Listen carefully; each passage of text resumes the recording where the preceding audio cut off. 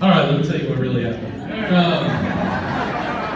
We're all sitting around, all these people show up at the Texas Capitol, and it was a bit intimidating, and it was strange because the bill had already passed weeks before. So this was a purely political move on their part. There was nothing for them to do, according to the rules, to stop it. So it was all a show, and these people show up, and we have rules in the Texas House. They're plastered everywhere, they were told before they go in.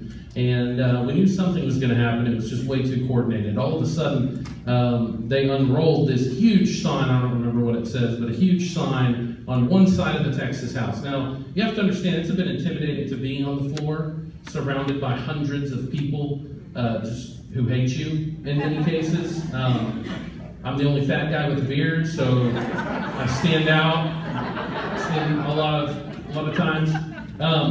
But all of a sudden, one side jumps up, they start chanting, and you're not allowed to have any signs or anything like that in the gallery. By the way, we had folks all session long come down and do it by the rules. Convention of States was there, Tea Party was there, Texas for Action Choice was there, a number of different groups who did it the right way. They weren't going to play by the rules. So they started getting rowdy. Immediately DPS comes and tries to take a bunch of them out, and they immediately started fighting with DPS. I don't think our guys were ready for it, just the sheer number and the organization.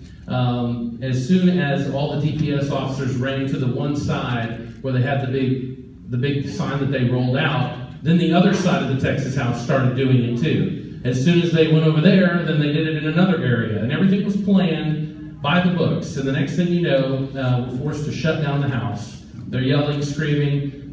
We literally watched state troopers be pushed down the stairs numerous times, resisting arrest, refusing to leave, stomping, pushing on the chairs, jumping on the chairs, just everything you could imagine. And after about 20 minutes, I'd say, of waiting for these folks to leave, all our security that is normally on the house, frankly, the sergeant at arms and stuff, had gone up to the second floor to try and bring order back because it was a dangerous situation. And based on everything that had happened, Representative Rinaldi decided to call the authorities and report them to ICE.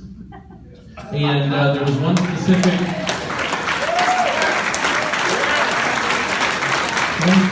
member who was chanting and encouraging the crowd, up and down, yelling and screaming along with them, inciting the crowd. I think it upset Representative Rinaldi. He was then made aware that ICE had been called. And then it was an absolute heyday. It was a sad time to be a part of the Texas House because I saw my friend Representative Rinaldi instantly be attacked and pushed and cornered by at that point, large number of folks. And you have to understand, on the last day, we're an hour away from signing out. Our kids are on the floor. Representative Schaefer had his 6-month-old baby in his hand on the floor. Our wives are all there on the floor with us. And this chaos erupts, and it started kind of back by the back hallway, and as he was being pushed and the crowd was moving, it ended up towards the front. It was a very scary moment. Some of the things that were said in the hustle and bustle should never be said anywhere, especially in the Texas Capitol and the Texas House floor. And I was proud of my colleagues for sticking together and making sure that everyone was safe in that time period. And thankful for DPS afterwards for making sure that Representative Rinaldi was safely taken off of the floor due to the threats that were sent his way. But a lot of us haven't talked to those folks since that moment. I walked off with Representative Rinaldi to make sure he was safe, and his family. Poorly, he was pregnant. And many of us have not seen each other since, so it's going to be interesting to go back here in a couple of days and, hey guys, you're ready to pass the pro-life bills and property tax reform and everything else, but it can't be understated. Look, the Freedom Caucus knew that under the Joe Strauss regime, we were not going to get what we wanted.